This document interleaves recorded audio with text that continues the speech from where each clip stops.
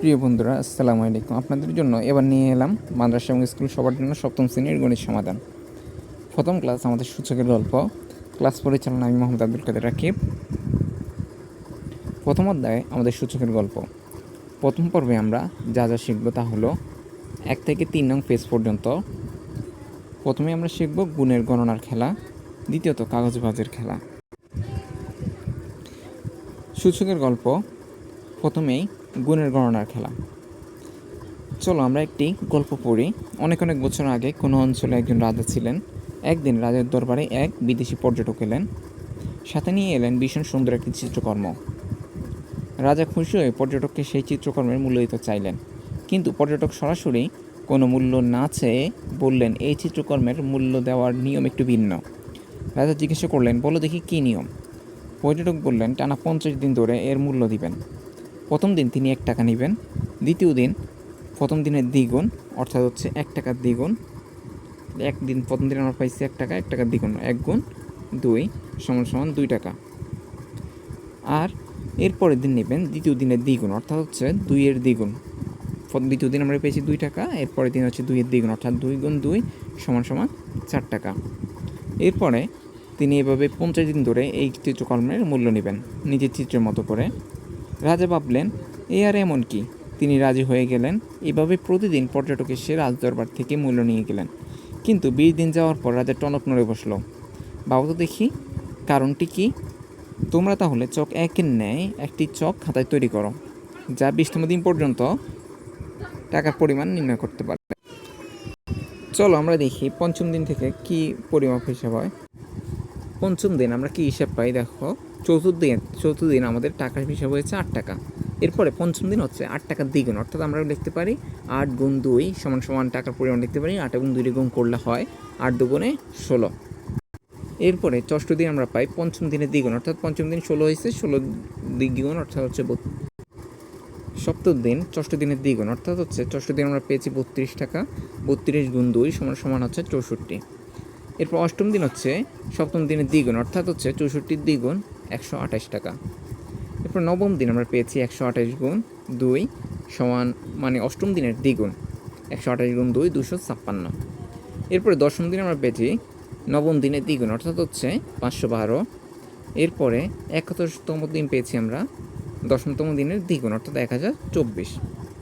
এরপরে দ্বাদশতম দিন পেয়েছি 11তম দিনের দ্বিগুণ, অর্থাৎ হচ্ছে 2048। দেখো তোমরা এটা বুঝছো কিনা, এই চিত্রটা বোঝার কথা। এটা তো কঠিন কিছু না, এটা হচ্ছে 2 দ্বারা আমরা শুধু সবগুলো সংখ্যাকে গুণ করেছি, এরপর আমাদের দ্বিগুণ হিসেবে বের হয়ে যায়। এবার লক্ষ্য করো, এভাবে তোমরা যদি 20তম দিন পর্যন্ত বের করবে, এভাবে তোমাদের খাতায় 20তম দিন পর্যন্ত বের করবে, আর 20তম দিনের ফলাফল অবশ্যই কমেন্ট বক্সে জানিয়ে দেবে। আর প্রথম পেজটায় কোনো সমস্যা থাকলে অবশ্যই তোমরা আমাকে জানাবে। তাহলে প্রথম পেজে আমরা বুঝছি, প্রথম পেজে এগুলোই শেষ। যদি ফলাফল তোমরা জানাবে অবশ্যই আমার কমেন্ট বক্সে তোমরা এই ফলাফলগুলো জানাবে। এবার দেখো আমরা এর পরবর্তী যাই। পরবর্তী আমরা কি দেখেছি, এরপরে কিন্তু পর্যটক কী পদ্ধতি হিসেবে দাঁড় করিয়েছে তাকে তোমরা ধরতে পারছো? তোমরা খাতায় অবশ্যই এটা বের করলে অবশ্যই বুঝতে পারবে কী হিসেবে পর্যটক এত টাকা রাজার টনক নড়ল কী কারণে, এটা তোমরা বুঝতে পারবে। এবার হিসাব বোঝার জন্য আমরা হাতে কলমে আরেকটি কাজ দেখি। এবারের পার্টটা হচ্ছে কাগজবাজের খেলা। কাগজবাজের খেলার মধ্যে আমরা প্রথমেই দেখতে পাচ্ছি কাগজবাজের খেলাটি। প্রথমেই আমরা A4 একটি কাগজ নিই বা বড় একটি কাগজ নিই। যাদের কাছে A4 কাগজ আছে তারা A4 কাগজ, অথবা যাদের কাছে A4 কাগজ নেই তারা একটি বড় কাগজ নিই। হ্যাঁ, কাগজ নিয়ে থাকলে আমরা দেখো একটা পেজ নিলাম। প্রথম পেজ কোনো বাঁধ আছে কিনা, এখানে কোনো বাঁধ নেই, এখানে শূন্য বাঁধ, তাহলে এখানে কোনো বাঁধ নেই, তাহলে আমরা একটি কাগজ নিলাম। এবার কাগজের চারপাশে কলম দিয়ে দাগ টানো, যেমনিভাবে কাগজটিকে আয়তাকার মনে হয়। দেখো কাগজটার চারপাশে আমরা দাগ দিয়েছি, পুরো কাগজটা নিয়েই একটি দাগ টানতে হবে। এরপরে এখন কাগজকে সমান 2 ভাগে ভাগ করতে বলা হয়েছে। যেমন আমরা 2 ভাগে ভাগ করলাম, অর্থাৎ এক বাঁধে 2টা ভাগ হলো, অর্থাৎ বাঁধ হলো একটা, এই বাঁধ একটা করেছি, একে আমরা আবার দুইটা ভাগ করেছি, বাঁধ করার পরে 2টা ভাগ হয়েছে। এবার আমরা দেখি একই কাগজকে সমান 2 ভাগে ভাঁজ করলাম, এরপরে আবার এখানে বর্গাকার বা চতুর্ভুজ আকার রাখলাম।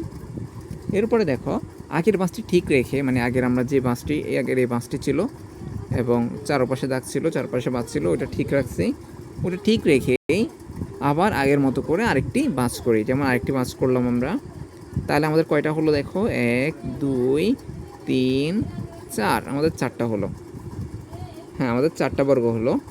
অনুরূপভাবে আমরা আগের অঙ্কের মতোই আবার করি, যেমন আমাদের 4টা হলো, এরপরে 4-এ আবার যদি ডবল করি তাহলে হয় কত, 4-এর 1 2 3 4 5 6 7 8টা, তাহলে আমাদের 8টা হয়।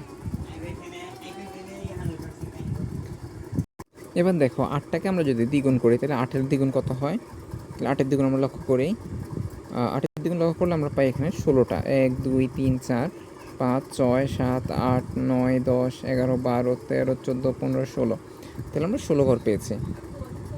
ঠিক আছে, আমরা 16 ঘর পেয়েছি, মানে 8-এ আবার 8টা ঘর হওয়ার পরে আমরা আবার দ্বিগুণ করেছি, এরপর আমরা পেয়েছি 16 ঘর।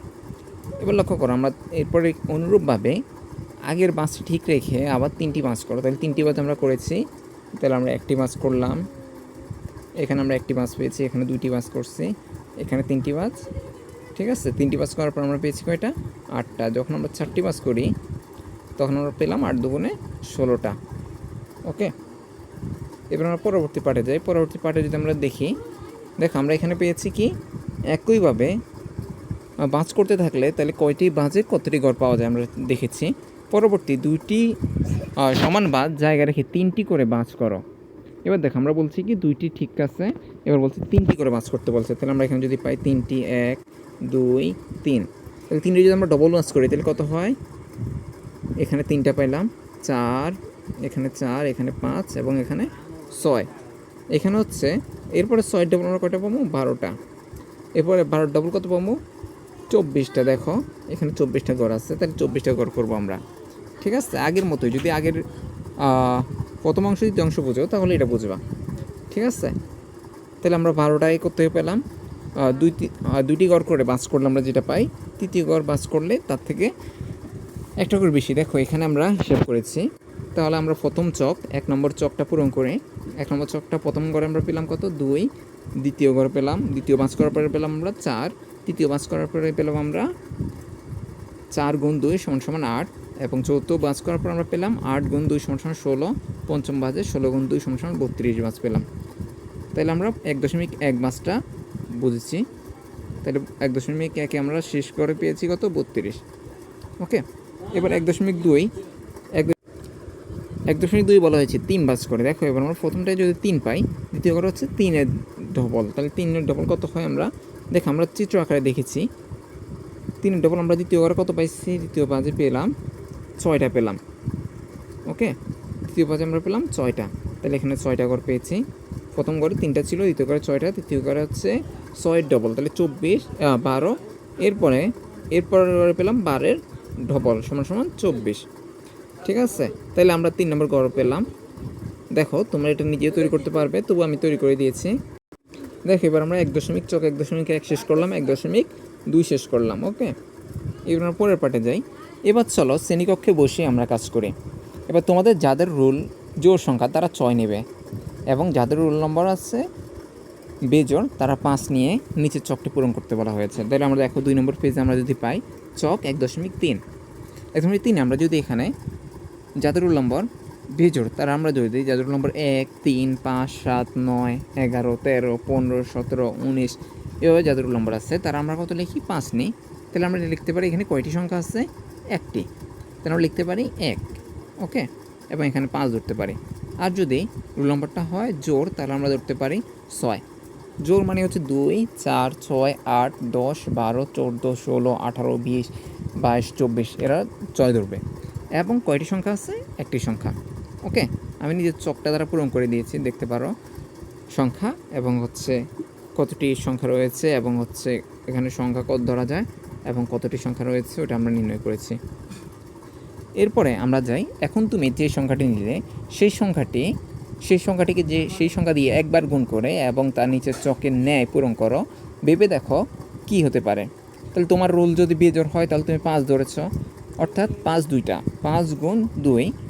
এরপরে তোমার রুল নম্বর যদি জোড় হয় তাহলে তুমি 6 ধরেছ, তাইলে লেখা হয় 6 গুণ 2, 6 গুণ 6 সমান সমান হচ্ছে 6 দুইটা গুণ করলে আমরা পাই 12, 6 6 36 আমরা পাই 36, 3 10 6।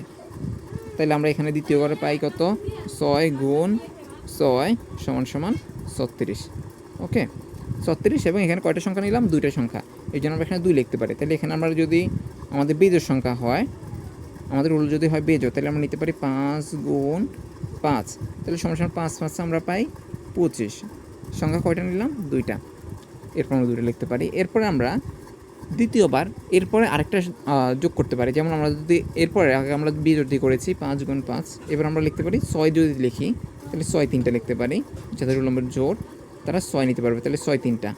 এরপর আমরা যদি এখানে হিসাব করি 6 6 36, এবার 36 আবার যদি আমরা 6 দ্বারা গুণ করি তাহলে 6 36 6 হাতে রয়েছে 3, 3 6 18, 18 আর 3 21, তাহলে আমরা পাই এখানে 216। তাহলে আমরা লিখতে পারি এখানে গুণফল 216, তাহলে 216। তাহলে এখানে আমরা কয়টা 6 নিলাম, 3টা, তাহলে আমরা এখানে লিখতে পারি 3। এরপরে দেখো, এরপরে 4 5 6 7 8 এভাবে তৈরি করতে বলেছে আমাদের। তাহলে আমরা এখানে তৈরি করতে গেলে এখানে আমরা লিখতে পারি 4টা, এখানে লিখতে পারি 5টা, এখানে লিখতে পারি 6টা, শুধু আমাদের গুণ করতে হবে। ওকে, এবং আমরা কয়টা সংখ্যা নিয়েছি ওটা এখানে পূরণ করব। তাহলে দেখো, আমরা যদি চিত্র এখানে আঁকতে যাই তাহলে আমরা এখানে কয়টা নিয়েছি, 4টা, তাহলে আমরা 4টা 5 লিখতে পারি, 5 গুণ 5 গুণ 5 গুণ 5। ওকে, এরপরে এখানে আমরা গুণফল বসাই দেবো, এই 5 4টা গুণ করলে কত হয় সেটার গুণফল বসাবো। এরপরে হচ্ছে কয়টা সংখ্যা নিয়েছি, 4টা, তাহলে আমরা এখানে 4 বসাতে পারবো। ওকে, হ্যাঁ, তাহলে এভাবে তোমরা পূরণ করবে। দেখো তোমাদের তাহলে নতুন করে কী কী বাইরের কাছে থাকবে এই পার্ট দ্বারা আমরা আমাদের 3 নম্বর পেজে আরেকটা পার্ট আছে। দেখো, চকটি পূরণ করা হলে আরেকটি কাজ করো, তাহলে চক যদি এটাও পূরণ করতে পারো, কয়টা ঘর তৈরি করতে বলছে, দেখো আমাদের কয়টা ঘর, 3 4 এবং 5, তাহলে আমরা 3টা যোগ করবো নতুন করে, 5 একটা দৌড়ে যদি দৌড়ে ওটার সাথে আরও 3টা, ওটার সাথে আরও 4টা, ওটার সাথে আরও 5টা, এভাবে তৈরি করবো। ঠিক আছে, করে আমরা গুণ করব। এরপরে চকটিতে বলছে 10 বার 11 বার 12 বার গুণ করে নিচের চকাকারটি লিখতে বলছে, তাহলে এখানে আমরা 10 বার লিখব, যেমন 5 10টা, 5 গুণ 5 গুণ 5 গুণ 5, এবার আমরা 10টা লিখবো। ওকে, এরপরে আমাদের যদি রুল নম্বর হয় জোড়, তাহলে আমরা লিখবো 6, তাহলে লিখবো 6 গুণ 6 গুণ 6 গুণ 6, মানে ইকুয়াল টু 10টা 11টা 12টা এভাবে। ওকে, এ বলছে কয়টা, 12 বার পর্যন্ত গুণ করতে বলছে আমাদের, তাহলে আমরা 12 বার পর্যন্ত গুণ করব। কিন্তু এখানে গুণ করার পরে গুণ ফলটা লিখবো না আমরা, এখানে গুণ ফলের গড়টা নেই।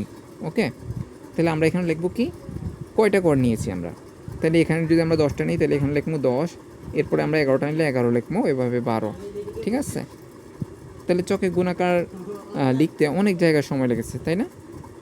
এবার আমরা সহজ হিসেবে একদম অল্প সময়ের মধ্যে বড় অঙ্কগুলো কীভাবে গুণ করে বলবো সেগুলো শিখবো আমাদের পরবর্তী ক্লাসে।